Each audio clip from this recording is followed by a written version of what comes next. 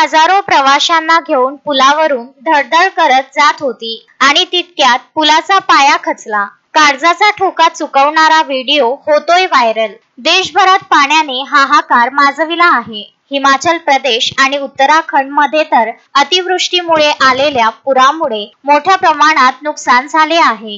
हिमाचल प्रदेशमध्ये भूस्खलनाच्या अनेक घटना घडल्या आहेत. हिमाचल प्रदेशमधून एक धडकी भरवणारा व्हिडिओ व्हायरल होत आहे. काळजाचा ठोका चुकविणारी ही घटना कांगडा येथील जम्मू मार्गावर घडली आहे. या व्हिडिओत तुम्ही पाहू शकता की एक ट्रेन लोखंडी पुलावरून धडधड करत जात आहे. दरम्यान पुलाच्या पायव्याचा एक मोठा भाग नदीतील पुराच्या पाण्यात वाहून जातो. घटनेनंतर रेल्वेच्या दुरुस्तीचे काम जलद गतीने करण्यात येत आहे. या संपूर्ण घटनेचा व्हिडिओ सोशल मीडियावर व्हायरल होत आहे. स्थानिक लोकांचे म्हणणे आहे की दरवर्षी पावसाळ्यात चक्की नदीच्या पुरामुळे नुकसान होते, परंतु यावेळी परिस्थिती अधिक धोकादायक बनली आहे.